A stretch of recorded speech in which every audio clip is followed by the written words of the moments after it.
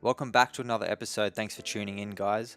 So today on the show we have Jake Law. Jake is a competitive CrossFit athlete slash gym owner from Singleton, New South Wales, about an hour west of Newcastle.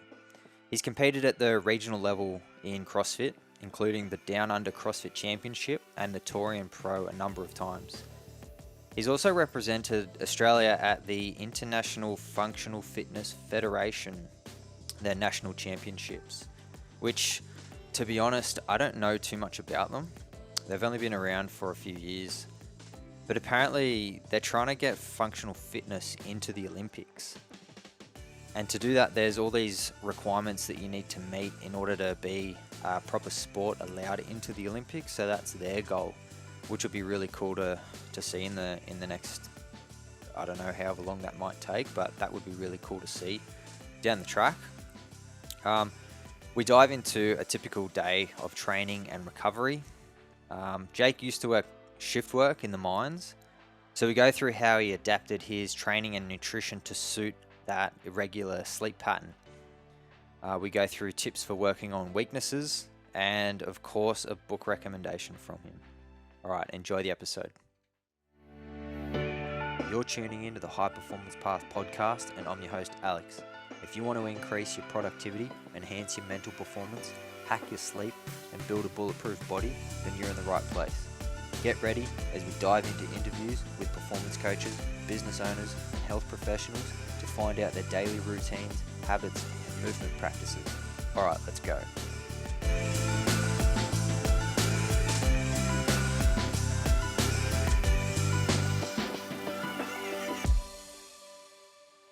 Pleasure having you on. Why don't you start with introducing yourself to listeners? Where are you from? What do you do? And then I know you're into CrossFit, so then we'll start to dive in a little bit about your training and why you do CrossFit. Yeah, so I'm Jake Law from Singleton, which is about an hour west of Newcastle. I am the head coach and owner of Kong AU, so a functional fitness gym. I used to be an electrician in the mines, which is why I'm sort of in this area as well, and obviously growing up here as well. So a couple of years ago, back in 2017, I basically threw my job in to open Kong to do something that I love, to try and help everybody who sort of walks through my doors. Was a pretty big gamble for us at the time, obviously having a long-standing job, so I was nearly at a certain pit for about 10 years. So to throw that away, well, not throw it away, but to basically walk away from it and risk the unknown to open like now, I'll say it's a pretty thriving gym with like the best bunch of people you could ever possibly hope for in your members, which is fantastic. So that's basically me in a nutshell. Have you got wife, kids? I know you got dogs. Yeah, I got dogs. See them on your story all the time. Yeah, they feature pretty heavily in our lives. I got two Rottweilers, Kobach and Delta. Most people know me, we're always trying to do stuff with them, and obviously enjoy having them. My partner Tennille, I've been with her since I was 15. So old school, high school sweethearts. Oh, that's cute. Yeah. So she's my other half of the world. So we got married back in 2014, and we're expecting our first bub in December this year. So lockdown has actually been pretty good in helping getting like the nursery and all that sort of stuff ready. So I think it works out pretty good for her to just being able to be home and sort of plod around and nest and do all that sort of stuff, which is cool. Yeah, well. Nice. Exciting times coming up. Yeah, it's very exciting. It's gonna be busy. There's lots of uncertainty, obviously, with everything that's happening now, but hopefully everything's sort of back to normal a little bit, and everybody can start to enjoy life a bit more. Yeah, hopefully. Who knows what's going to happen? I guess this is just proving to be, it's testing everyone's ability to adapt and just deal with change and the unknown. Oh, for sure. Which I think everyone will come out a little bit better afterwards, having gone through Yep. difficult times. Because when you go through difficult and uncertain times, you learn a lot about yourself and about people around you. And Oh, you do.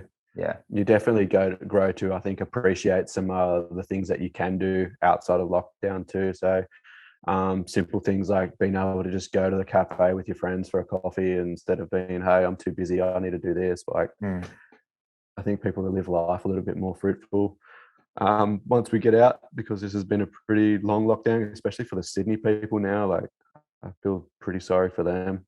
What's it We've been coming up locked down now? for, 3 months? oh, yeah, I think so. I think they're like, what, 12, 13 weeks or something like that now. So Yeah, I think we've passed the first lockdown that we went in. I think the first one was like 3 months roughly.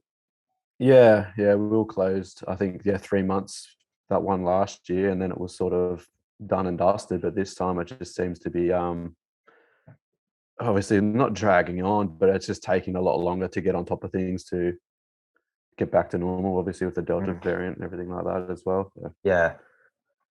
All right, let's talk a bit about training. So you mentioned you were what job were you doing?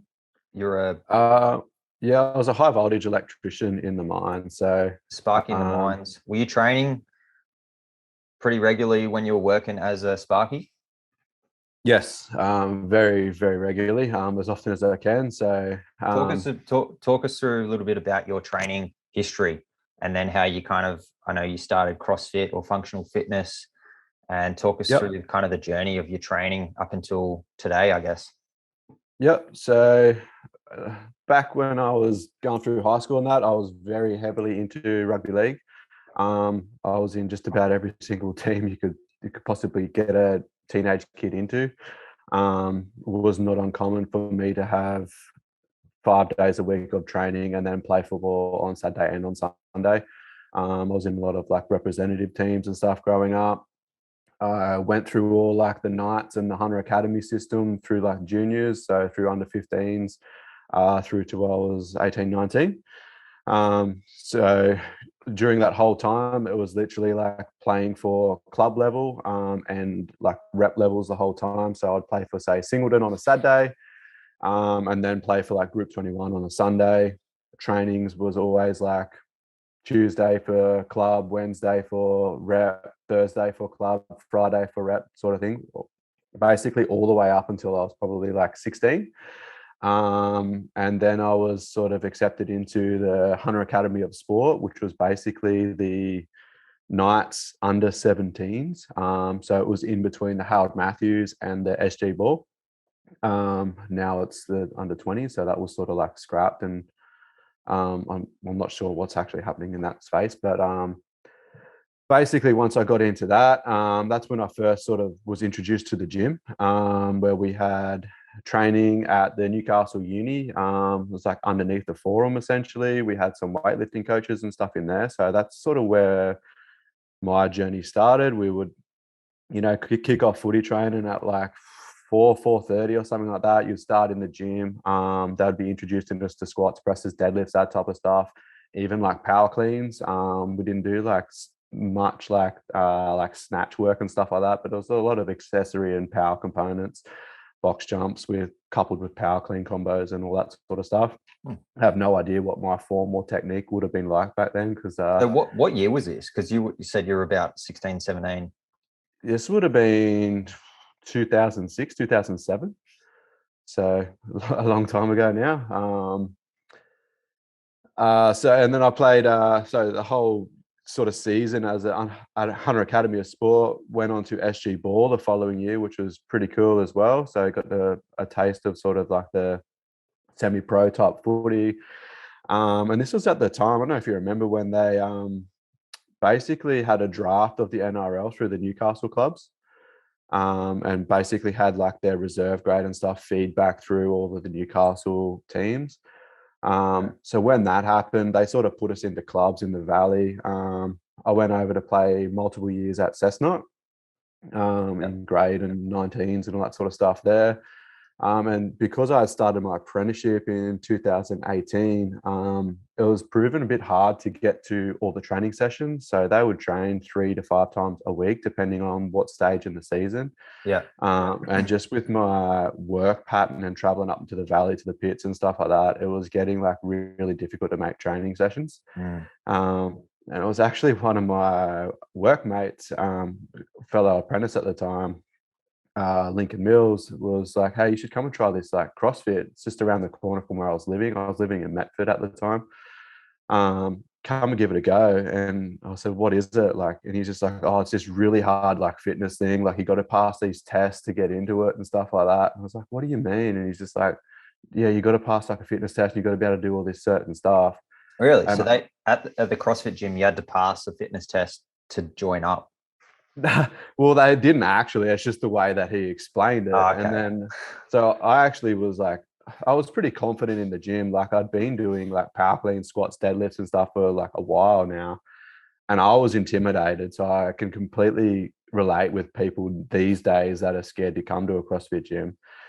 Um, anyway, I ran off scared essentially, and he was just at me all the time, like, "Come and try it, come and try it." He told me the price at the time as well. I think it was like, I don't know, 100 something dollars a month for like a whole month of unlimited training. And I was just like, "Oh, like, no, I pay like $10 a week or something for any time," or whatever it Mm. was.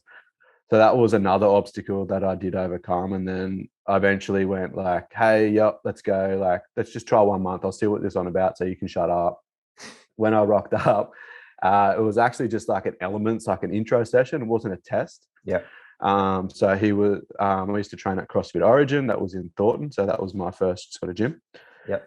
Um, and it originated in Chad's backyard shed, which was kind of cool as well. So it's like going back like proper old school. Mm. And it was just like a series of learning the movements. Like on a particular day, he might just be showing you what a push press is, what a push jerk is, what a pull up is, and some like hollow positions. I can't really remember them all, to be honest, at that point in time, because it was all a bit of a blur. And then you'd get a bit of a taste of the workout. You had to do sort of 3 sessions, and then you're into CrossFit. So I sort of got through that, and I was like, "Oh, this is like pretty hard fitness. Like this would be good for off-season footy training." Yeah. So I started probably like, I'm going to say like early 2012. This would have been at that point in time, late 2011, 2012. I was like, "This is going to be really good for footy." The actual training of it, I'd done a month, and I felt like I was just like a fish out of water. Like I felt so out of place, couldn't do anything, because I was like, "Why can't I do this? Like, why can't I get a front rack? Why can't I do an overhead squat? Why can't I do these keeping pull-ups? Why is there someone who's half my size lifting more weight than me?" Um, so it blew my mind.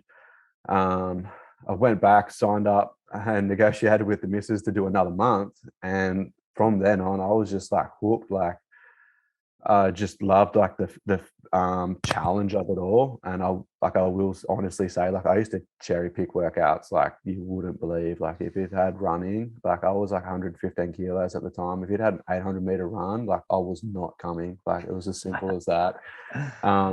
I was on shift work at this stage as well, so I only had certain days of when I could actually train. So it might only be like I've got Wednesday and Thursday off this week. I'd wake up on Wednesday, see the ward, and it was like ab mat sit ups, pull ups, and a run. And I'm like, no, like it's not happening. Um, and that went on for a little while until I sort of realized like it doesn't sort of help you in that sense. Avoiding Because I'd go, weaknesses. yeah. So I was like, "Oh, I need to get like better at running for football," because like I used to play in the forwards, and you do a lot of running, and obviously like load, like tackling people and stuff like that as well. But you just get knocked up so quick, and like it wasn't never like a strength issue. It was more of like that you can't breathe, like you're gonna have a heart attack, and it's only been 6 minutes type thing. So it was Mm. very like relevant to like a typical CrossFit workout. Um, so I sort of cherry picked my way through the season, went back to footy, was much fitter and stronger than what I'd ever been, which was like awesome. And I got a few more little like injuries. So I did what everybody does. You go to the physio, they give you some, I would say, substantial exercises to rehab it. I went back to football, got injured again. So like repeat injuries. And then it was sort of like the end of the season for me. Like you sort of nurse things. You can sort of play football with a lot of injuries, but you sort of strap in it and push through.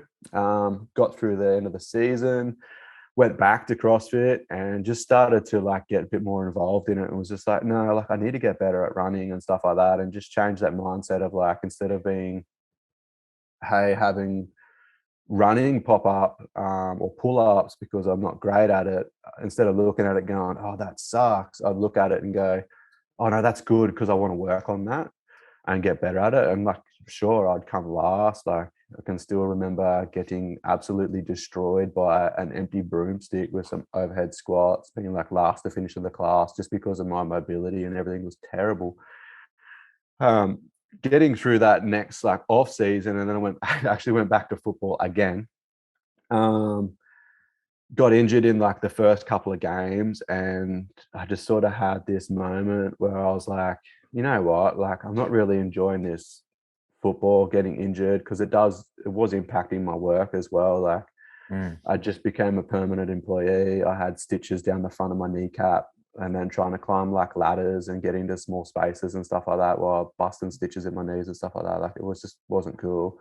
And having to have sick days being an employee, like it wasn't ideal. And then I just sort of made the switch, and you're like, no, what, I'm going to just do this CrossFit. Like I'm having fun. I can do it on my days off work.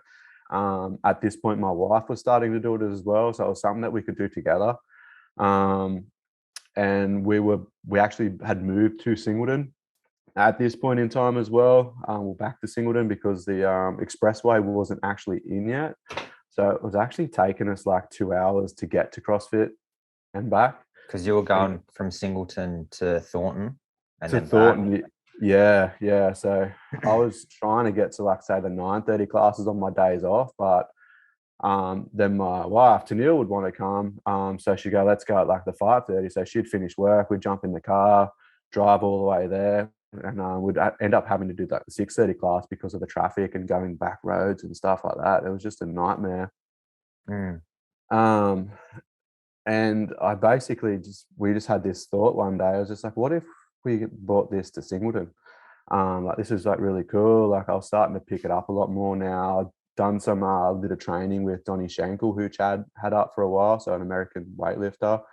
So I was starting to get on top of that and starting to learn the movements, and basically just fell in love with it. Done my level 1.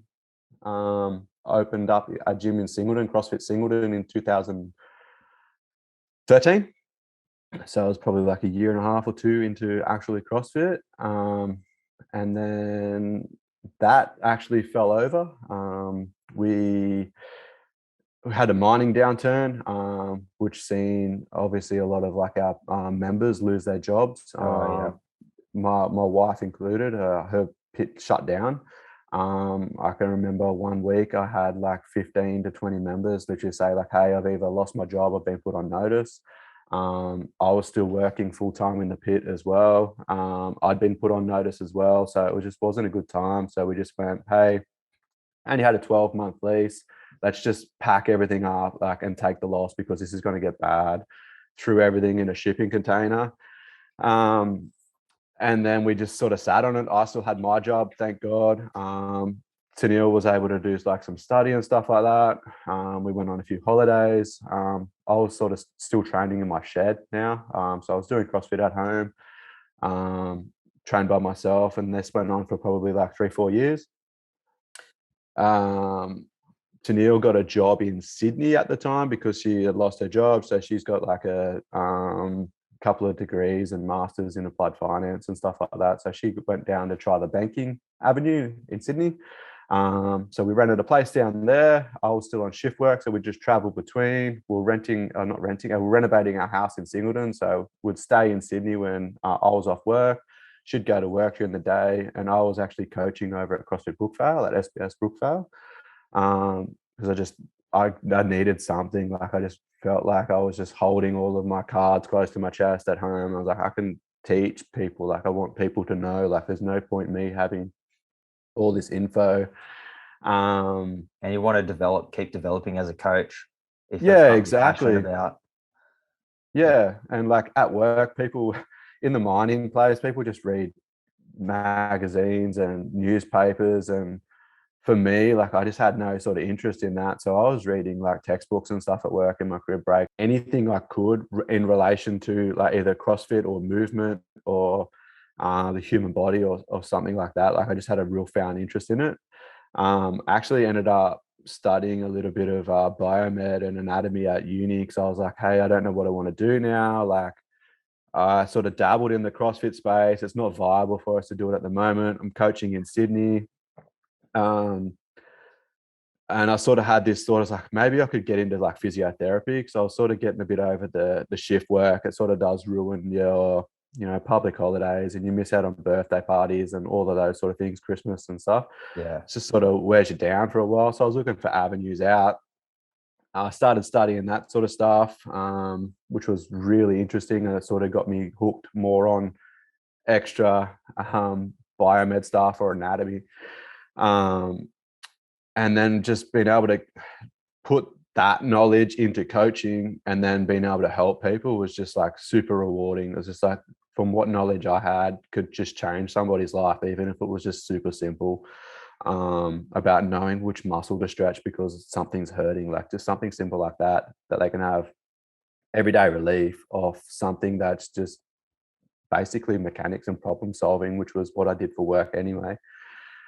But then after a little while, like traveling to and from Singleton and Sydney, Tennille sort of got the indication that in the banking world, like people don't really move around very often. So to climb, say, the corporate ladder down there, you basically are waiting for someone to either quit or resign to get that next spot up. And that could be like 10 to 15 years. And she was just like, hey, there's some jobs going up in Newcastle and Singleton area back in the mining sector. It's starting to pick back up. I might start looking at that because I don't want to wait 10 years for a promotion and only get like a small pay increase for it, where I could go back to the mining sort of world and double my income instantly. And I still had my job, so it's fine. So we moved back to town eventually, and then we're just driving through Singleton one day, actually near the cinemas where our gym is now, seen a vacant facility which used to be Anytime Fitness, and we just went, oh, that's up for like lease, and just sort of had a look on the sort of pricing and stuff like that, and just had noticed like it had actually like fallen back down. So when we were leasing CrossFit Singleton, like the prices were just crazy because it was like right in the peak of a mining boom. So everything had like mining tax on it. Yeah. And this was heaps more feasible. And we're like, hey, we've got this gym stuff just sitting in a container at my in-laws' house, basically a flat pack CrossFit gym. And we just went, hey, do we just roll the dice and just see what happens? Like, and then long story short, 4 years later, that's when Kong was sort of born. And after we opened up, I sort of went like, hey, to do this properly this time, I can't be doing shift work and coaching full time. So I was essentially like coming off night shift, coaching a class, go home, sleep for a couple of hours, wake up, coach a class in the afternoon, and then go back to work that night. So it was just like running me into the ground. Yeah. I was on a small crew which only had a couple of electricians. We were on like a breakdown crew, and we needed a minimum of 2 for sort of high voltage switching and stuff like that, like a safety sort of protocol. Yep. And I went and asked work to say like, hey, I wanted to take some leave without pay because we opened in July. I took all my long service leave and stuff, which I had built up, and it got me through to about November, I think at the time. And I was like, hey, if I could just get through like the Christmas and like New Year period, I can try and hire a coach so I can sort of still work and do this at the same time. And basically they said no. So I was just like, okay, well, I'm sort of like got no more plays left. Like I'm going to have to resign. Like this is it. Like at the time I was like, I can get a job as an electrician, being a domestic electrician if I needed to. So I've always got that to fall back on. But we rolled the dice, and it sort of paid off when we got some members starting to come in. Ended up finding a coach in that new year, which was really good, really helpful for me. And then that was sort of like it for us. Like it just, I won't say took off, but it was a nice steady climb for us to help us develop as small business owners and learn all the ropes and stuff like that. And then now we just have like this great gym, which allows me to obviously coach and train in a heaps more systematical way. As when I was training in my shed, I was still around shift work, which it was fine, like it suited me. But again, you were still coming off night shift. You look at your programming you've missed for the last couple of days, and you have to try and mix and match to try and get the most of what you could in there. In saying that, I did learn how to adapt to doing training with shift work. So I still did compete at like advanced competitions and stuff during that time. And it was just a little bit more difficult than say the Monday to Friday worker who has every weekend off. Like we'd have to make plans ahead to say, hey, I need to take this weekend off in advance. And the extra shifts before it, because it was the night shift swing and you wouldn't want to say go into a competition on a Saturday morning and you just finish night shift on Friday morning. Like it just would throw you out. So and then once I was sort of coaching at Kong full time, it gave me a very regular training schedule, which did help a lot. I was able to train and still do to this day, like 3 days on, a day off, 2 days on, and then another full day off, being usually Sunday, which has been really good. But I think a lot of it too is just comes down to just the consistency over time, focusing on your nutrition and all that type of stuff. It does add up. I still do get questions these days from some of our members and that saying like, hey, can you still do this sort of stuff while on shift work? And looking back on it now, I was just like, yeah, 100%. Like if you just play your cards right on the days when you should, then there's no reason why you say couldn't still compete at a high level in CrossFit or just be the best you could be doing a roster versus a Monday, Friday person. If anything, looking back on it now, like a shift worker probably has an advantage over a Monday to Friday person because they have actually more time off. So they have the days where it's like they're completely off, so they can train the house down that day, do all their recovery right, and they actually have forced rest days when they're at work. So versus a Monday to Friday worker, towards the end of the week, if they've got kids and stuff like that, they seem a little bit like worn down, tired, and I'd say maybe the training intensity or quality goes down come the end of the week just because of the load, I suppose, during the week. Maybe the recovery and stuff isn't right, or to suit them the best it could be. So that's really interesting. Yeah. So what are some other tips that you use to help make the most of your training while you were on shift work? Because there might be some listeners that are doing shift work and that do want to compete after coming off a night. Say, for example, after coming off a night shift, say you finish at 6 a.m., would you still train or would you have a sleep and then train? What would you do in that situation? Yeah, so I experimented with a lot of this type of stuff, like trying to train, say, straight off night shift, because like, essentially sometimes, it's like it's your Friday night when you come off like on Monday morning. So if you've just worked, for the most part, people up here will work a Friday night, a Saturday night, a Sunday night. So you come off Monday morning, it's essentially your Friday arvo. So like you feel like, hey, I'm in the swing of things. I feel like, hey, I might want to train. I tried that and just found like by the time you get going, depending on what's in your program too, the quality of your training is just not where it needs to be to make progress. Like, yes, you can still do stuff, but it's just not where it is, like needs to be. Like you're not going to be able to hit your numbers. Your like your central nervous system isn't firing as quickly. You're a lot slower to react with certain things, and it's probably not worth it. So I found for the most part is if you finish, say, a night shift, just go home, go to bed, make sure you eat some food and stuff, because this is probably where, like, I'm not a nutritionist by any means, but I do obviously do a lot of stuff in that sort of field as well, not for myself and for my members and stuff, but people who do night shift just don't fuel correctly. So they feel so terrible because like they literally have dinner at home, at 5 o'clock in the afternoon before they go to work. They'll have like a snacking meal type thing at like 9, 10 o'clock, depending on when they get their crib. And then they might have like some nuts and an apple or something at 2, 3 a.m. Then they'll go home and maybe have breakfast if they're lucky, go to bed, and then they wonder why they're waking up starving. Like, bro, you've eaten one meal in like more than 12 hours, like 24 hours, like, and then you wonder why your energy is basically gone down the gurgler and you can't train that afternoon. So a big thing I found was making sure you eat normally. I would like wake up. If I was going in a night shift tonight, I'd wake up today at a normal time, eat all of your day's worth of food as per normal.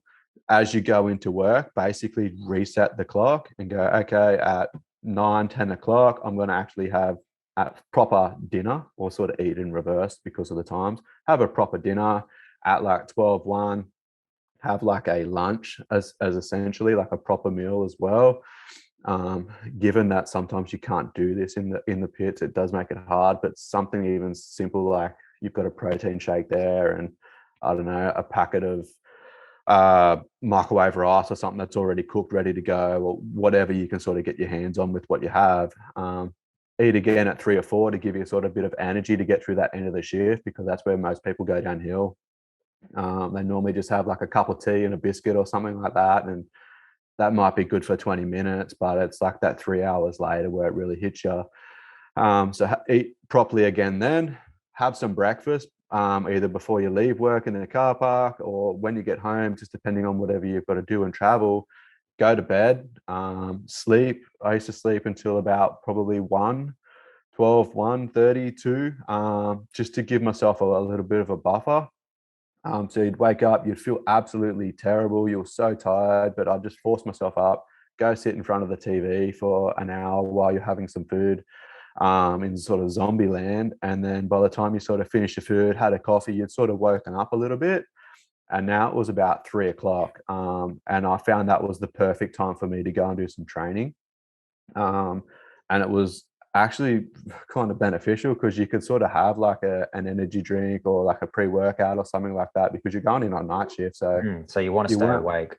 yeah, you want to stay awake. And I just found going after that afternoon, I would adapt the training to not be as heavy in load sense. So I would basically just want to do like a metcon, or maybe some like technique work. So if I was doing some cleans or snatches, it might just be at like 30, 40 kilos, 60 kilos max, just focusing purely on the technique aspect of it, not the load, not so much the speed because it wasn't there because you'd just been asleep.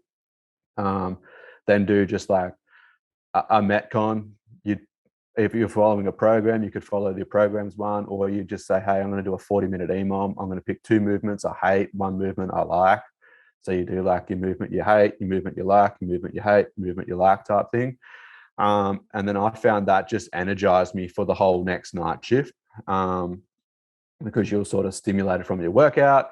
You could feel your muscles burning and stuff. So it didn't make you really feel sort of tired. And then you could do your whole night shift again, do the same thing the next day. And then you would lead you into your days off where you could train as normal. But I just see so many people will come off night shift and then they'll go to the gym at like 9 o'clock. So they finish at 7, go home, maybe they play with their kids or whatever, then they go to the gym. And they're just, you can just see like the focus isn't there, like you're half asleep. I think it's just detrimental, like long term. You're putting in the effort, yes, you're doing the right thing. You're showing up to the training, but it's the actual intent you're getting out of the training, which is where it sort of falls down. Where if you had to pick whether to train or not to train, if that was your only time, it's probably, I would say, don't train. Get your focus on your nutrition and your mobility and stuff like that. And then the next time when you're available, when you're fresh, ready to go, do training at like 110% intensity instead of 35% of just doing it, essentially. Yeah, If that makes sense. definitely. I've tried something similar. So I've done a little bit of shift work when I was in the military, and I used to finish at 6 a.m. I think, roughly 6 or 7. Yep. And I'd go and just bang out like an hour session at the gym. Mm-hmm. And what I found was it was really hard to get to sleep after that because you're stimulated from the training. Yeah, And exactly. like you said before, you're not hitting that session with 100% like quality. So it's Yep. a pretty average quality session, and then it messes up your sleep during the day. And if you don't have a good sleep, then the next night shift you're messed up, and then you can't recover until the next day. So I found that personally. Now going back to the sleep, do you have any tips with getting to sleep after the sun's come up? Do you find anything works or? For me, it hasn't really been a problem. Like just the nature of being shift work. Like I can sleep anywhere, anytime. As long as it's not hot, like I could literally lay across the road and fall asleep for me. So it's never really been an issue. But like a couple of things, and you hear it all the time, but it is true. Make your room cold, like cool, so you are under the covers, even if it's summer. Like put your aircon on. Like yes, it can be expensive in summer. You're running it all the time, but what's the trade-off is like you can go all summer and have terrible sleep, you're tired, you're grumpy, or you can run your aircon for like what $4 extra a day or something and have like a good sleep. We used to have blackout blinds, which were really good as well, so just darken the whole room and it would keep it cool. And I'd put earplugs in. Just be like in a shift working town, like everyone's on different rosters, and you always hear people say like, oh, my neighbor was mowing his lawn and stuff like that. And like, you can't help that. And there's nothing you're ever going to be able to do to help that. So just put earplugs in and you get like such a good sleep anyway. You're like, if you're tired, you'll sleep. That's sort of been my motto. But if you're half thinking of something, or like you said before, and you've just done a workout and you're half stimulated and, you're trying to sleep, then it doesn't really work. But for me, it was just like get a belly full of food after shift work, or even now, just going to bed at night, belly full of food, hot shower in obviously in winter and stuff like that, or summer, it might just be a cooler one. And then just go straight into bed and make it dark, make it quiet, and all systems go. It's Cool. never really been an issue for me, but Sweet. making sure you're hydrated and stuff as well is a big one, I suppose. If people get, I used to get really bad cramps and stuff like that at night, so that's something that did used to disturb my sleep. So Yeah. Did you ever try magnesium at night to help with cramp? I did. I used to have just about everything I tried. Then I started working with Target Nutrition a few years back, and I started on some salt tablets, and that just changed my life. So Nice. yeah, it was. Was that is that just, where do you get those salt tablets from? A supplement shop, or do they have them at the supermarket? Just supermarket, chemist. Just a little blue bottle costs you like $12 for like 100 tablets. And just because I sweat like a gypsy with a mortgage, I'm doing workouts and stuff like that. Like it's next level. So that just helps you retain some of that water, so you don't cramp in the middle of the night or the day or whatever. So, or even at work, I used to find it like late on a night shift in summer.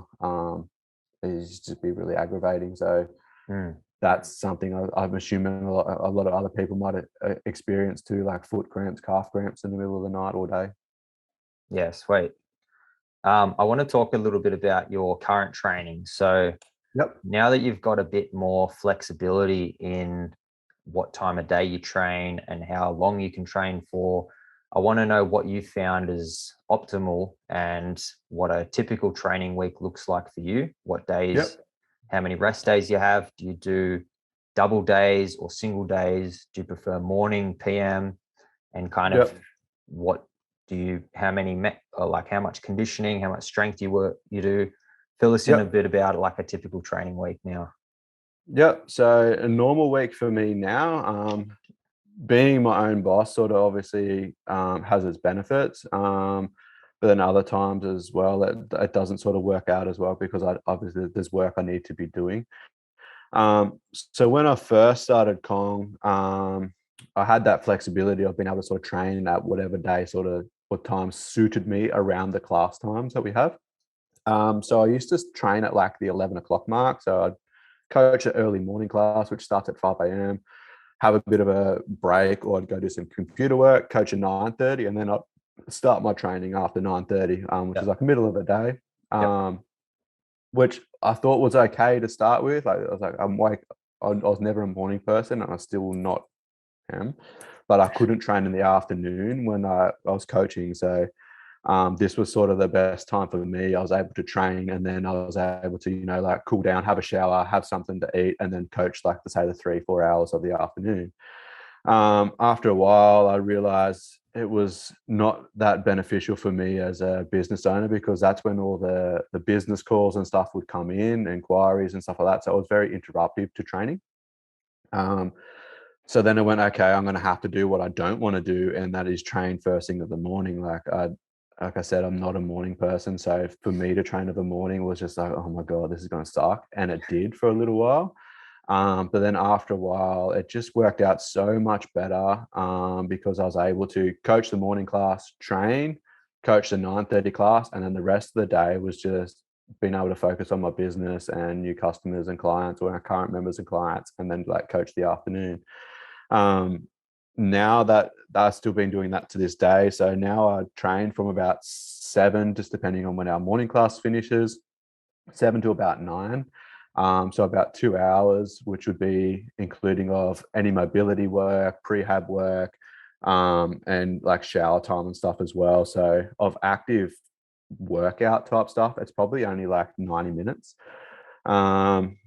The session would normally be like a specific warm up to whatever's going to be doing on the day. So it might be some prehab exercises to work on extra range of motion or stability in planes, get the heart rate up. Lately I have been doing, and before the open and stuff this year, I would do like a little mini Metcon as a warm up. So it might just be on the machines, every minute on a minute for 12 to 20 minutes of an X amount of building calories, and I don't know, some kettlebell swings or some like other rehab things I might have going on, and throw that in there. So you're like really hot, sweaty, before you even started. Then it normally consist of like a skill or a strength piece. The last couple years for me, I've sort of put strength on the back burner, because it's never really been like my limiter in competitions. It's always been like, hey, I can lift all the weights, I just can't do all the gymnastics, or I'm not fit enough to get to the weights, sort of thing. So I sort of pushed the lifting to the side and was like, hey, focus on the skill, the gymnastics or the fitness part, and then earn the right to lift essentially at the end of a Metcon. And if you've ever seen like in the competitions and stuff these days, especially like the open, which is where you obviously get your qualifying spots from, the lifting is always at the back end of a Metcon. So the big weights don't come out until you've like done A, B, C, or D as sometimes. It's a really different testing a lift when you're fresh versus when you're fatigued. And that's why they throw that in. Yeah, for sure. And I can always remember there was a open workout. I had a heap of like toes to bar, double unders, and cleans at the end. It came out like 2015 or 16 maybe, and I was so pumped to see it, because I was like, yes, I can lift that weight, but I couldn't get there. Like I only get like 2 bars in because my toe to bar capacity wasn't there. The double unders were fine, but I just wasn't fit enough to actually get to the bar. So it's quite like disappointing when that happened. So I sort of made that mental note in my training, like, hey, you need to get better at all of this stuff so you can do the lifts. And my strength hasn't gone down, so putting it on the back has just rounded me a bit more, I suppose, as a competitive athlete. So now in the training session, I'll focus on my fitness first. So I'll just do a Metcon, which they normally have the big range of like gymnastics and stuff in them anyway, whether it's toes to bar, your pull ups, your muscle ups, and stuff like that. I think a big shift I also had in that was, when you do a competition, nobody ever wins or places well in a competition if you're doing singles or small sets. If you look at like the top people, they're always going unbroken, or they split the sets in 2s or 3s. And I think a lot of people get caught up as like an everyday sort of CrossFitter in trying to just get through the workout. So if they had, I don't know, let's just say 30 calories on the bike, and then they had to do 30 pull-ups, and then there was the whatever else was after, they just get through the 30 pull-ups however way they can. If that's in singles, then so be it, and they just get through it and do the workout. And then the problem being is this happens like week in, week out indefinitely, and their pull-ups never get better because all they've ever done is sets of 1 or 2s or 3s. And I was in the exact same boat. I was like, I suck at these. I used to blame because I'm too heavy, I'm too big, or whatever it was for that type of stuff. But then you would see like other athletes, say like Royce Dunn, over 100 kilos, whacking out big sets, and you just sort of get a mindset change of like, no, you just need to get better at it and be stronger, so you can do it. So I'd put all my energy into training into, hey, no, there's 30 pull-ups. I'm going to do these in 2 sets. I'm going to go 15 and 15 or 20 and 10. And that being like your sole goal of the training session is just to sacrifice your time on the workout and try and do it in 2 sets. Like rest if you need to, shake it out, get some extra chalk, wait a little bit longer, do the set. And you can get so much more out of doing that in the long term, because then when the open comes back around again and you've got that 30 pull-ups there, you're just like, hey, I can do these in 2 sets. Now's the time to test it out and see what we've got. That's quite interesting you mentioned that, because one of the things I was going to ask you was, because in CrossFit there's a massive range of different disciplines that you have to be good at. There's the just conditioning aspect, and there's a bit of skill work, then there's gymnastics, weightlifting. There's so many things you got to be good at.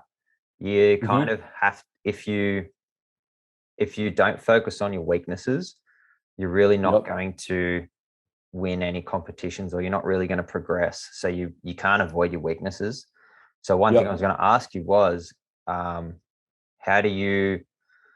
is there anything that you've used to get better at get better at any weaknesses?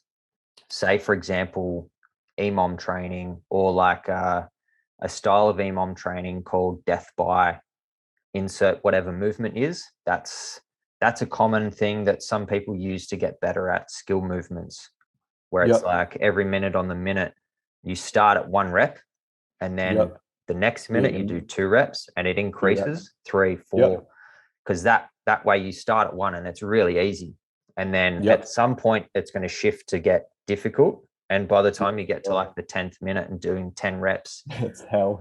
You've somehow, somewhere along that workout, you've crossed your threshold. So is there anything that you've found that really helps? I know you kind of mentioned something before, like doing your pull-ups in trying to do it in 2 sets rather than just getting through the workout. Yeah. So I suppose if you take a step back from that, like first, I suppose you need to establish the actual movement to be able to do, say, that set of 20, then that set of 10. But if you haven't got like the movement pattern down pat, there's no way that you're going to be able to do 20. It might not be a strength thing. So if you were learning butterfly pull-ups, like the death by sort of thing sort of works the same way. Like you might be able to do 1, but if your technique's not there to get, say, more than 5, then where do you go from there? I found I got a lot of results out of actually training for the IF3 World Championship. So that was the Functional Fitness Championships that I competed in over in Sweden in 2019. But that sort of test had a lot of foreign gymnastic movements that I had never done before. So like bar pullovers, where you actually swing around backwards on the bar. Like it's really complex. Yeah. So you had to do like a strict pull up, chin over bar, flip around the bar backwards essentially. And then go into like a toe to bar, chest to bar, bar muscle up complex to equal, say, 1 rep. Oh, wow. Yeah. So when they announced things like that, I was just like, oh no, like this is what have I got myself into here? And I've been on the raw strength and conditioning program for a little while. So I sort of reached out to Rob and was like, hey, I need to like substantially increase my gymnastics capacity and stuff, just in order to get through the workout essentially. But he put me onto his gymnastics training track, and I got a lot out of this because it taught me to take a weakness essentially, and you just practice the movement, you don't train the movement.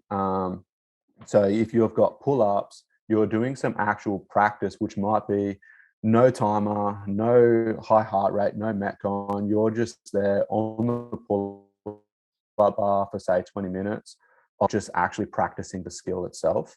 A good example of this one is probably just with like rope climbs. There's a difference between the training and practice. A practice is you grab the rope out, and I used to do this in my shed at home, so I couldn't climb a rope. So the only way I could do it was to practice. You sit on a box or a bench, and you just sit there for 20 minutes practicing the foot wrap over and over again. It's like low heart rate, there's no skill. You can be listening to a podcast or some music, whatever, but you're just focusing on the actual movement.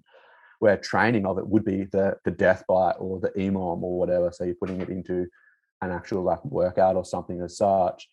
And that's one thing I would say for any weaknesses, whether it's lifting, gymnastics, skill work, whatever. If you take away the timer, which gets thrown in with CrossFit a lot, and just actually take the dedicated time of practice to practice that movement or parts of that movement, you'll get much better results. That could be something as simple as getting a broomstick out and practicing footwork for the split jerk, like accumulate, I don't know, 1,000 reps, like not even kidding, 1,000 reps over say a course of 2-3 weeks is going to be much better than doing a high heart rate training of it essentially. I suppose it sort of stuck with me is the Chris Spiller's sort of quote was, identify your weakness, make friends with them. So get humble and sort of have that mindset change of like, oh, I hate overhead squats because I can't do it, to like, no, I love them because I want to get better at them. And I'm starting to see improvement. So make friends with them, and then beat them to death. Like literally just two times a week, I think is pretty good for most people. If you can get 10 to 20 minutes of dedicated practice, not training at that particular thing, makes a massive difference. And I've found that's helped throughout my whole CrossFit career, from handstand walks, double unders, rope climbs, pull-ups. Like I could not even tell you the amount of hours that I have put into developing the butterfly pull-up. Like people say all the time, hey, you just do it so easy. And it's like, you have no idea how much frustration I've gone through, like how many gloves I've ripped and hands I've torn. Like it was so painful, but oh, God, I would have done like 1,000,000 reps to this day of it, just trying to learn the technique and still working on them to this day. So I'd say that hopefully that helps some people realize that there is a difference between training, say doing the death bite or the EMOMs when you've got the skill, to an actual practice of the movement itself. Yeah, great. I think I like that quote as well. Yeah. Did you say it was Chris Spieler? Yeah, Identify your Chris. weaknesses and make friends with them. Yeah. So identify your weakness, whatever it is, make friends with them. So learn to love them. If it's running, change the mindset to say, no, I want to get better at running. And then just do them so much that they are so sick and tired of you, and you will be better at them. So, and you hear so many people say sort of things like Matt Fraser always says a couple of times, like, hey, have you done it 1,000 times yet? If not, go back and then come back and say you can't do it after you've tried it 1,000 times. We've got another quote that's a bit similar in our gym. And I think it's the same sort of thing. It's like the master has failed more times than the beginner has even tried. And that is just like so true to the bone. It's not funny. It rings home to me. It's just like when people say I can't do my pull-ups or my double unders, and I'm like, oh no, I've been there. Like it's frustrating as hell. But every time you fail, you just got to take away something from it. Like, why was I failing? What can I do better? A very underutilized thing, I think, these days for a lot of people too, is filming stuff.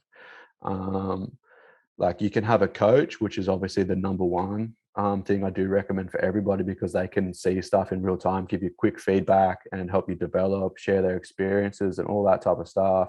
But sometimes you just need to see yourself, and a simple thing like double unders or pull-ups, you can see this the small details, like, oh, the rope is at my knee level on the way down and my feet are on the ground, where it needs to be the other way around. I need to have my feet up in the air and the rope above my head type thing, or vice versa. So So just having a set of eyes on you, either yourself or someone else, can help as well. Yep, 100%. And everybody's got a phone these days. That's basically been my coach since forever. Yep. Is just filming every workout, every lift, and then you just sit down, analyze it. Hey, next time I do wall balls, I've got to make sure, I don't know, your knee goes out further, or why am I doing that with my arms, or whatever it is. So you can pick up the smallest things on the easiest movements and get better at it that way. So efficiency is key. Yeah, cool. There's some good stuff in there. I think what some people can also do is, if you're programming for yourself or cherry picking workouts, and I've been guilty of this before when I've been experimenting with doing my own programming, I'll avoid putting stuff in that I don't like. Generally, people will tend to avoid what they're not good at, even if 100%. They don't even realize, even if it's just subconscious. You'll either put in, like, if there's something you don't like, you'll drop the time for that workout, or you'll drop the reps so it's not as painful, or you'll just, maybe you should be doing it maybe 2 or 3 times a week. You might do it once a week, because people don't like to do things they don't like. People like to do things they're good at generally. So 100%. I think if you're programming for yourself and you're not improving, it can maybe be beneficial to either get a coach to program for you, or even just do gym programming, your local CrossFit gym, and just do whatever workout is there. Now, what I like, I know some gyms do this and some gyms don't. Being able to see the workout before you go into the gym lets people cherry pick. Now, if you don't look at the workout, if you just say, hey, these are the days I'm going to train, I'm not going to look at the workout, I'm just going to turn up, and whatever it is, I'm going to do it. That's also a good way to not avoid your weaknesses. Because if you have a goal to train on a day, you should train on that day if that's what you really have planned for that week. I think that can be a good thing as well. Yeah, I totally believe in that as well. And I think you need to sort of have your own self-assessment and put yourself into either boat. So for like me now, I like to look ahead of like the whole week of programming that's coming up, so I can sort of like mentally prepare and think about when this muscle up workout comes out, I really want to focus on this that day, or whatever it is. When I first started, I was definitely in that cherry picking boat as well. And I literally just would get to that stage where you go, like, I'm just going to rock up and do it. Then when you rock up and get there and it's something that you don't like, it's like, hey, I'm going to try and just make the 400 meters without stopping. Like, just have like a mini goal inside of that and just trust the program, because they do work if you're consistent. But if you only show up on deadlift and power clean days, like, you're never going to get better at anything else. And then it becomes so much harder all the time, because you've run or you row or you've done burpees once a month. Like, it's a very big thing, I think, with like you said, when you program yourself, you'll never ever program, say, 2 things you hate. And I definitely found that out over the years as well, especially being with like Rob. That big bad Bobby D. Yeah, it's big bad Bobby D. Yeah, raw strength conditioning. Yeah, that's him. So I've been with him for probably like 6 years now, maybe 7 years. Nice. And I'd done my own programming before that, or I'd done like, say, I've done Invictus, I've done Outlaw, Comp Train, all the sort of like big note sort of ones. And I just found Rob being closer to home. He's in Australia. The other ones are sort of programs for like mass gyms. So like, they're big American companies essentially. You don't have anyone you can reach out to, like from a coaching perspective, or a question about the workout, or the workouts are so elaborate you need like one of those American super gyms to be able to sort of do it in anyway. But yeah, just being able to trust the program, I think, is like huge, because for me, I would never ever even think about programming, say, burpees and rowing in a workout alone. Like I was always like, no, I'll put like a heavy power clean or something in there, or a deadlift, or like some weightlifting component. But to go and just look at your program and go, oh shit, like it's rowing burpees today, and then the second piece is AMRAP or death by pull-ups or something. Like I wouldn't have never programmed that for myself. So I think it's definitely it is beneficial to experiment with programming on yourself, because that's how you can kind of learn and grow as a coach or as a programmer. You need to experiment. yep. But there's definitely benefits to having a coach as well. So there's pros and cons to both of them, you know. Yeah, for sure, for sure. Um, Never not have a coach now. It's for any level. It's yeah. so good. Now, you mentioned before one of the competitions that you went in, the IF3. Is that the, Yep. now that's the, correct me if I'm wrong, is that the International Federation of Functional Fitness? Yes. Yeah, Yes. cool. So how was that experience? Because that's only quite new. Was that the first year that they did a national kind of championship? No, it was actually, I think, the second year. So it was sort of created. So Gretchen Kittleberger, I think her name is, was an American CrossFit athlete. She's been to the games and that a few times. Gymnast background. Her and like a couple of other people sort of came up with the idea of like, how can we get like functional fitness into the Olympics, essentially? Oh, yeah. Where CrossFit in itself at the moment is just CrossFit, like it's its own sport. Yeah. With the games and stuff like that, where obviously the Olympics is once in every 4 years. To get into the Olympics, you need like a certain amount of stages. You need to have like obviously like CEOs, treasurers, secretaries. You've got to have like all these different tiers and foundations. You need to have a certain amount of federations across an X amount of countries, and they've got to prove and test it over a period of time, and have like some standardization. So if you took an example of, say, BMX riding, a standard Olympic course has to have like X amount of height on jump by X amount of distance. It's got to have this many turns, and like they have like a set. It's got to be regulated in a lot of different ways. Yes, it's got to be very regulated. And then to do it in functional fitness, and you talk about what CrossFit actually is, it's constantly varied functional movements at high intensity. It's very varied, and you can't exactly regulate it. So they introduced this IF3, where basically they break it down and they test you over 6 different disciplines, and that would be endurance, gymnastics, body weight, weightlifting, power, like across a different sort of like spectrum. And you'll do a test or workout, and it'll be just all endurance, or it'll be just all power work, or it'll be just all gymnastics. Okay.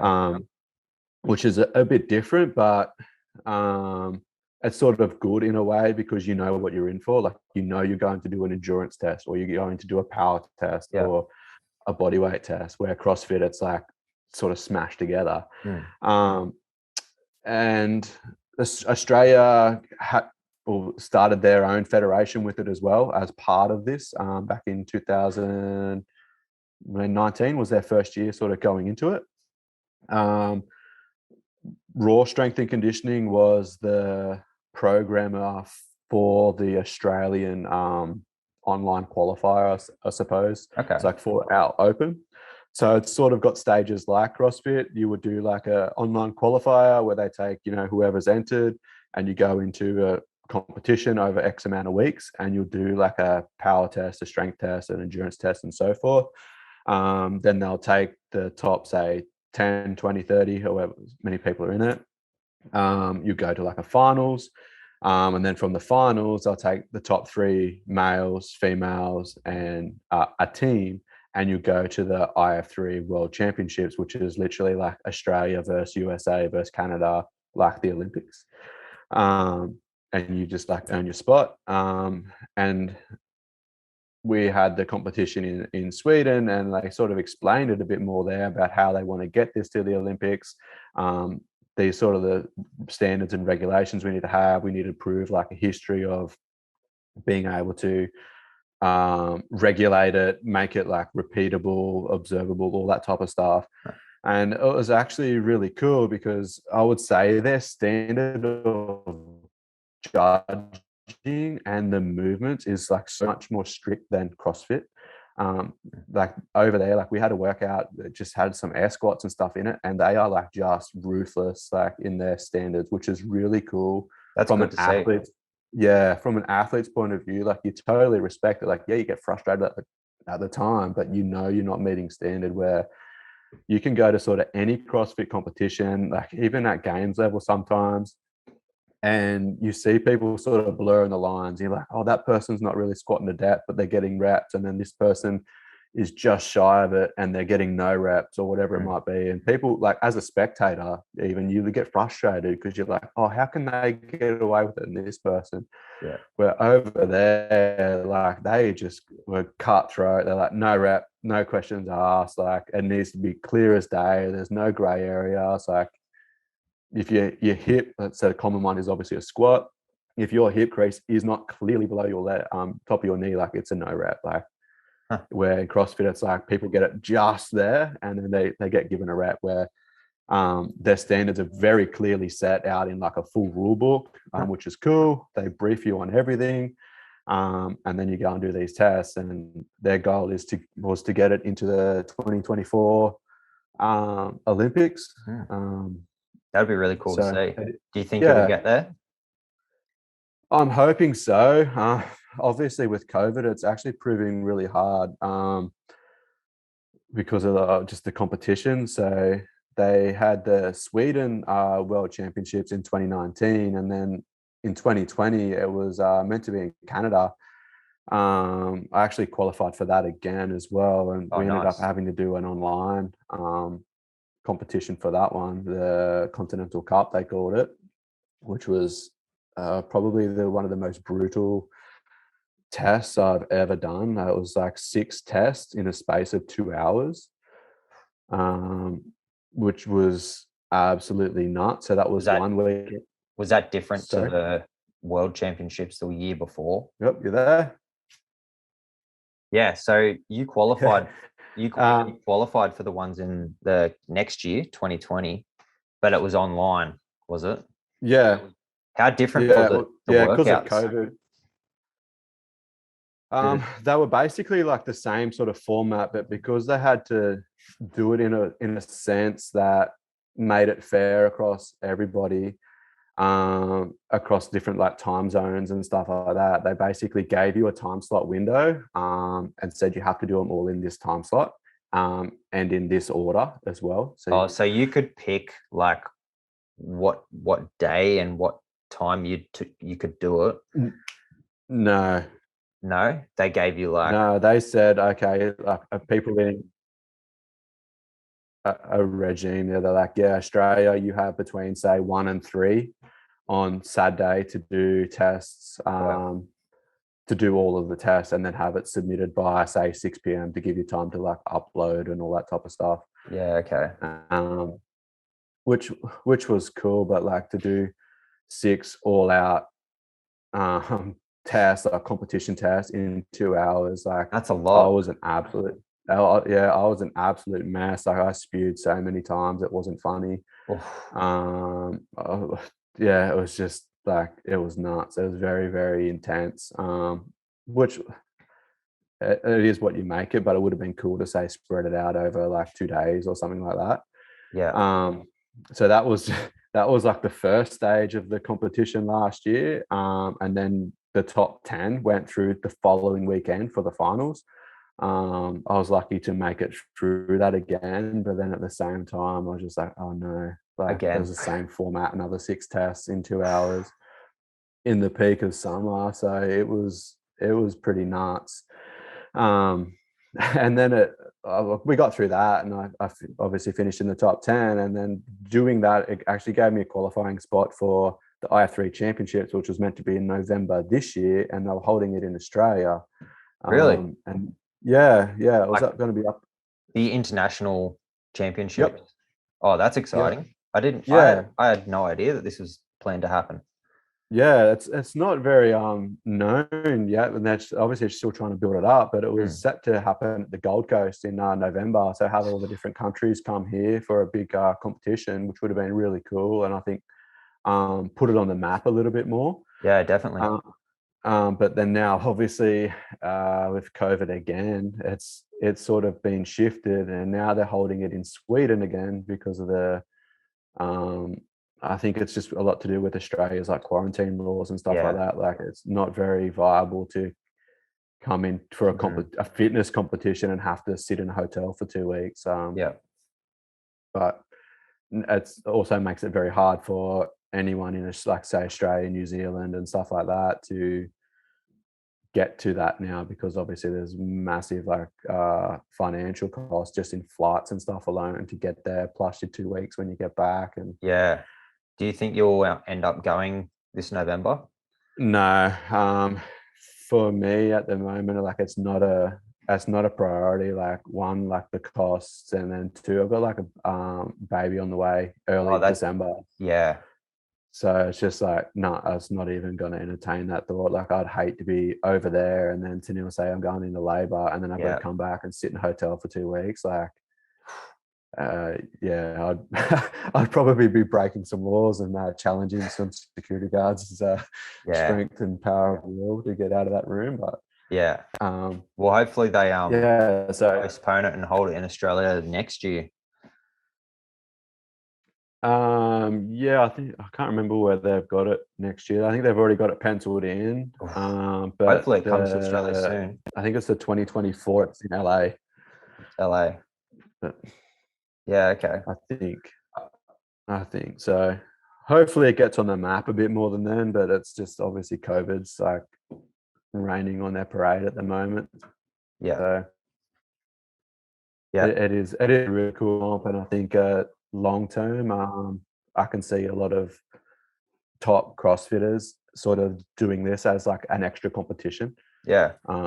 Just because it's a similar format, but the same sort of movements, I suppose, and it's a bit more structured. Yeah. They haven't obviously got like the money pool and all that type of stuff like CrossFit, but Mm. I think a lot of the athletes will really appreciate the standards of movements and stuff. Like there's no gray areas, which is cool. Yeah. That is really cool. Do you know the Rogue Invitational competition? Yeah. Did you see that they are actually offering? Well, they're giving their athletes that have qualified. They're giving them funding for accommodation and flights. Have you seen that? Yeah. Which is Yeah, really cool to that's see, really cool. because I don't think any CrossFit comps have done that before now. No. So that's really cool No. to see. Hopefully the CrossFit Games ends up doing that, and then it'll hopefully Yeah. follow. Hopefully IF3 might do that in the future as the functional fitness kind of grows and more money comes into the sport. Hopefully that becomes a normal thing. Yeah, I hope so. And I think that's one of the biggest things that's actually holding it back. Like if you look at the top people in the functional fitness world, like they are much more dedicated and I would say elite athletes, say compared to say, and nothing against them because I was sort of half one of them, like a rugby league player, where you're still there, Yeah. frozen again. So Yep. I want to ask you about maybe your daily routine or morning routine. Have you got a morning routine that, or something that you fit into your day that helps with success, whether that's related to training or just mindset in general? Yeah, I probably wouldn't say I have like a set routine. Like I don't have like a mantra where I have to like go out and sit in the sun for 20 minutes or like that. My day is pretty busy, so a standard day for me, if I'm coaching, like I always train of a morning. So I wake up, I eat straight away, just enjoy a coffee with that. and then make my way to the gym, whether it's I'm coaching the class or I'm training after.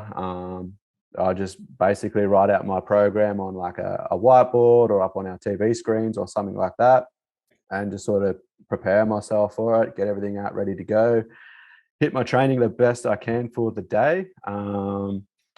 And then with any of the accessories and stuff, which I find are really important, which a lot of people skip, get my training done and then finish my coaching for the morning, or I'll like go home again, eat, shower, and then sort of like get into work for the day. I suppose from an athlete point of view, to be able to like rinse and repeat that comes at its cost, because you get like you will get niggles and stuff along the way, or just like general DOM stiffness and stuff like that from either sitting or just from doing certain movements. So I do find it's very important to try and get in some form of passive movement every day. So whether that's just what I do is, if I'm coaching of the afternoon, I'll finish coaching, we'll have dinner. Most of the nights we'll sit down and have dinner in front of the telly, just not really like watching anything in particular or anything like that, but I'll sit on the floor at our little coffee table, and I'll sit in like a stretch there, to stretch out whatever I might feel is tight or sore that might impact me, but not for the next day, but maybe like for later on in the week. I might also be like, we watching a movie on a weekend, and I'll spend like the first half of the movie, if not all of it, on the floor in front of the TV with a foam roller or a ball or something, and just go from one thing to the other. And I just find that it just sets you up, so you come into the next week or the next day or a couple of days later, just feeling better and not beat up. And that's basically my routine. There's nothing special about it.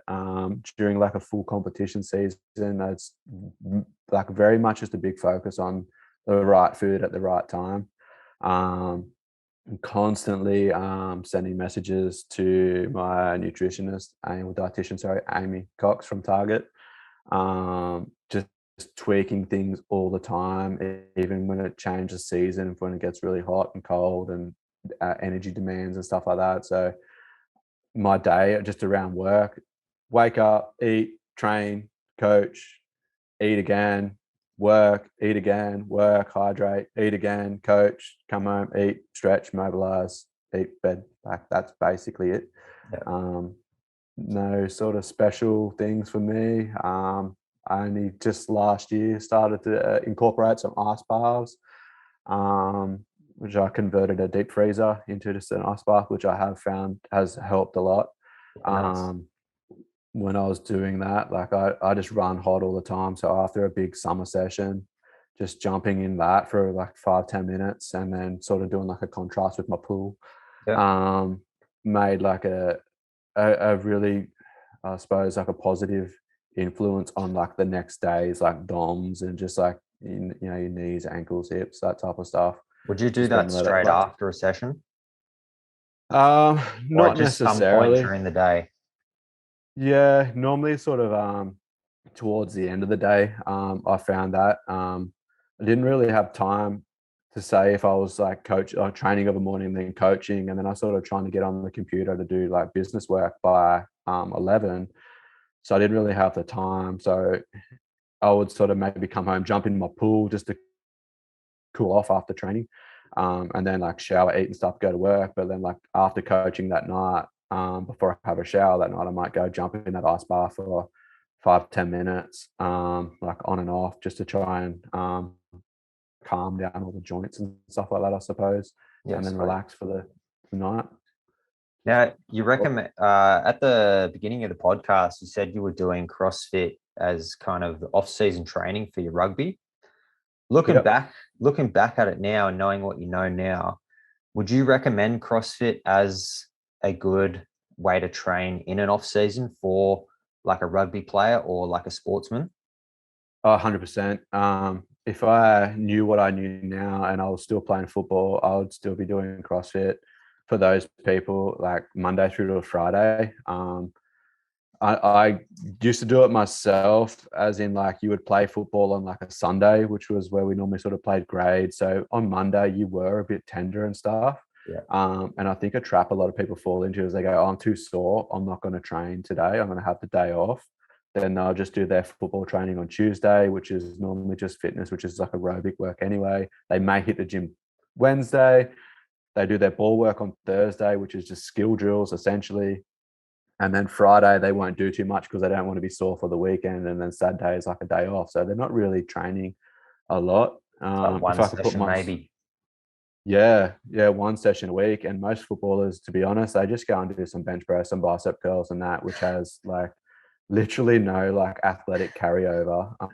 Doesn't develop your power, doesn't develop your strength. And then you wonder why you get like hamstring injuries and stuff like that. And it's like, if you could go and like it would suck, but you would have to start in the off season of CrossFit so you can adapt to the movements. And so you don't get like the DOMs and stuff like that. Let that carry through your season so you remain fit and healthy, because realistically, most people do work. Unless you're an NRL pro, most people work full time and are trying to play football. So the risk of injury is like so much higher for the average player who doesn't train compared to someone who does train. So if you can do some CrossFit, which is under coaching, and like fair enough, you might be too tender to do say a full snatch or something, but I'm pretty sure if you just said to your coach like, hey, I'm going to do some power cleans today because I'm sore instead of a snatch, they should be totally fine with that. And just focus on like lighter work on that, say that Monday after your game when you're sore, get some blood flowing because that's the fastest way to recover. Then do a Tuesday morning session so you can get some strength training in, and then do your aerobic session. So try and split it up. So do a weightlifting class on Tuesday, then go to footy training.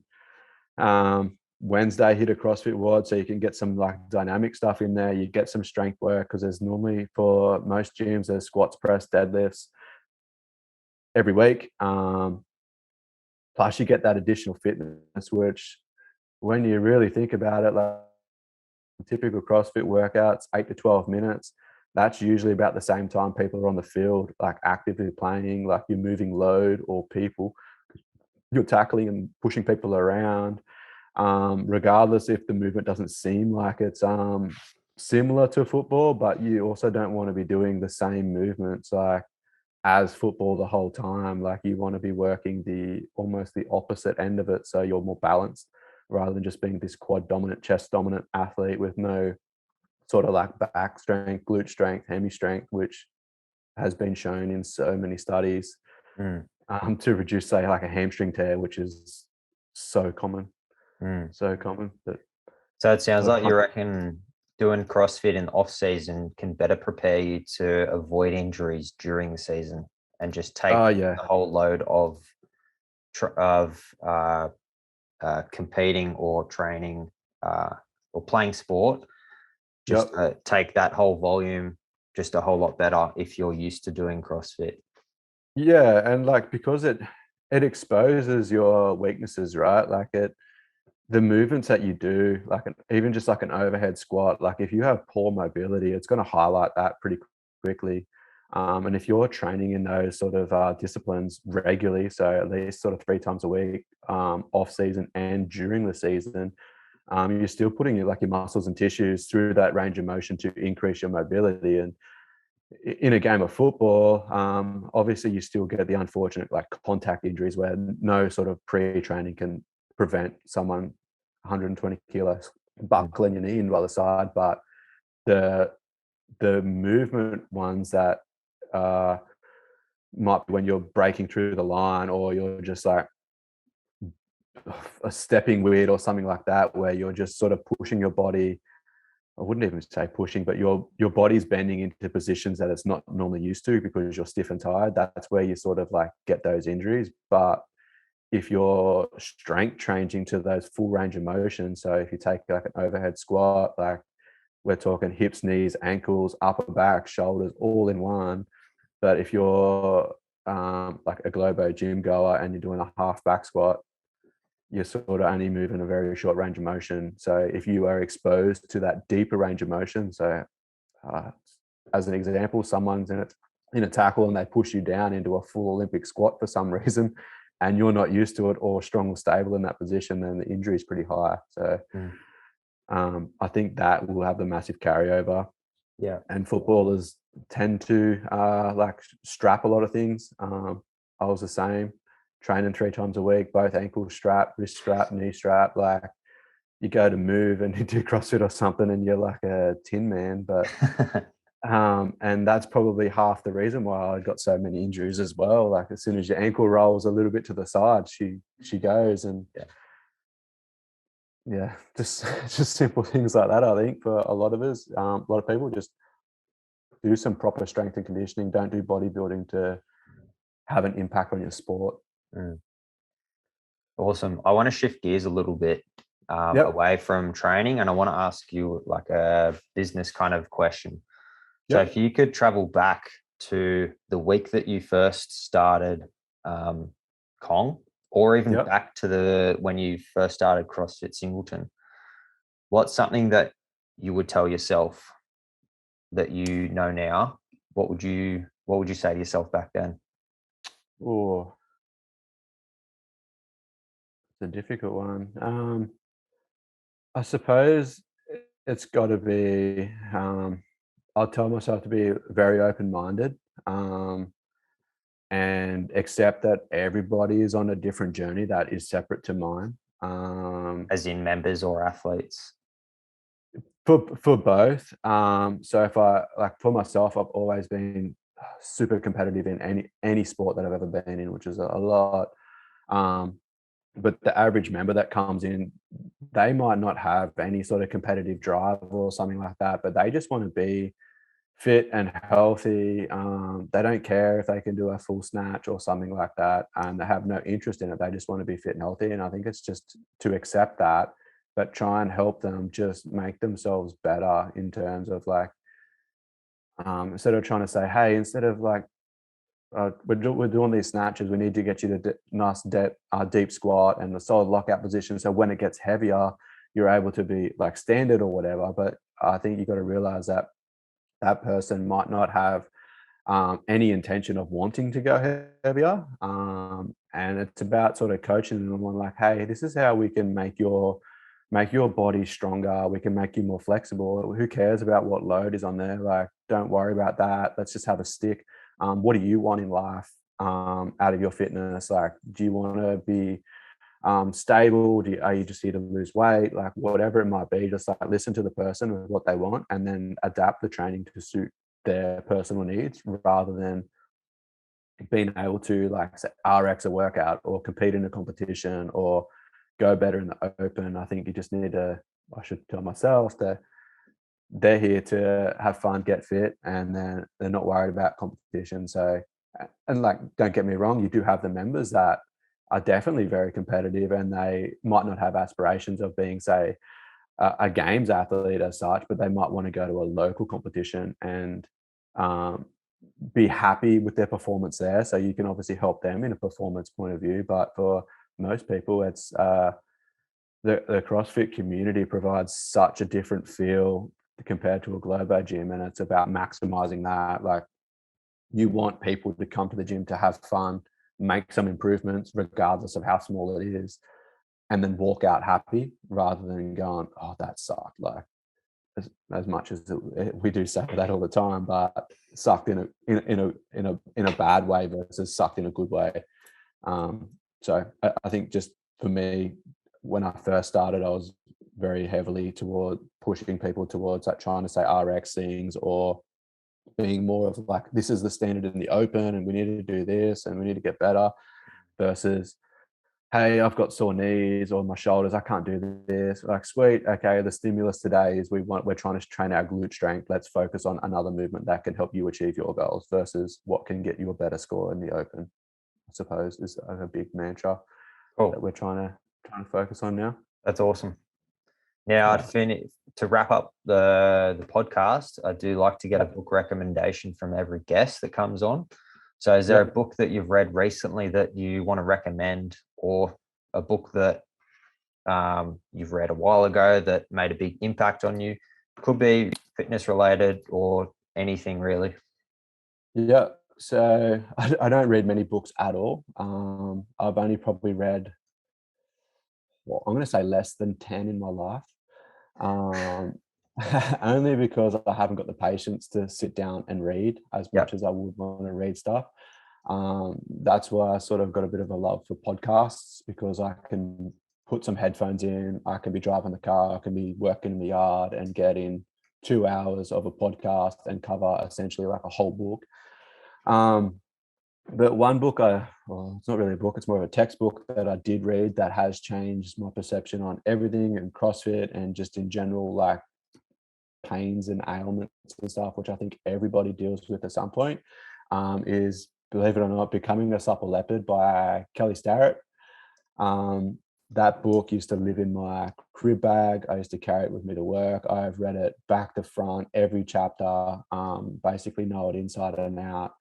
And I could honestly say that I have applied so many of those things either to myself, friends, family, clients, colleagues, and it's just so beneficial if you can understand the concept of it and apply it. So for me, like, I couldn't sit down and read, like I say, a fantasy novel or something like that. Like, I just don't have the patience and tolerance. I'd be like, I could be doing something else instead of reading this, where that book would actually benefited me to this day. And I've read it like 10 years ago now, whenever it came out. So, Nice, man. yeah. I've read that textbook as well, actually. That's actually made a big impact on my life as well. I broke Yeah. my femur 2014, Yeah. and that really held, that was a long recovery. And I Oh, good man. I had a bit of time off work, and I was kind of, even when I went back to work, wasn't training, so I had a lot of time to reflect. And I was just like, when you kind of take being healthy and being able to train for granted, and when you Yeah. can't do it, you like you miss it. And I'm like, oh, Yeah. I can't wait to get back into the gym. And I use Yeah. that book actually to help mobilize and get my hips open again and be able to squat again and fix my squat, and Yeah. to the point where I squat way better than previous to the injury. So Yeah. that's a For really good sure. book for mobility. Mobility and knowledge is power. Like, if you're Mm. you might have low back pain and then you just know off the back of your head, like, because you've read the book, there's so many different movements you can try. I go, hey, it was actually, well, I got stiff quads, which was giving me back pain, and like a baseline stretch to get after it. Mm. Yeah, Have you sweet. read his Born to Run, that book as well? I haven't. Ready to Run? The only one that I've read by him is that Becoming a Supple Leopard. But I Yeah. know he brought one out after that called Desk Bound, which is to do Yeah. with Okay. sitting at a desk a lot and the common mobility, all the common issues that Yeah. we have from majority of society sitting at a desk all day. Yeah. I haven't read Born to Run though. Is that worth it as well? Yeah, I think it might be Ready to Run or Born to Run by him, but it is very, very beneficial. If you're doing your marathons and stuff like that, I could highly recommend that. Like, it just gives you that baseline understanding on everything there is to do with running, and obviously the structures of the foot, legs, Okay. upper body, and stuff like that. I got a lot out of that. That did transfer over into other aspects as well. So Yeah. Okay. I'll it's look into that. really good. I did read an So interesting book called Born to Run, but it was by, I think, Chris McDougall, who mm, he went over. He's an American author. I think he's yeah, a journalist or something, and he went over and uh, he covered like this tribe from South America. I think it's the Tama Umara or Tarahumara tribe, yeah, who run in sandals. They're like the best runners in the world, and they yeah. run so effortlessly with just flat sandals, and they're like the best runners in the world. And he That's covered crazy. them, and yeah, that was a good book. Yeah, I think Kelly explains very similar. Actually, he ran a marathon in nanos, and he's like, I don't know if you've ever met him, but he's a big dude. Like, I would say a very large CrossFit athlete.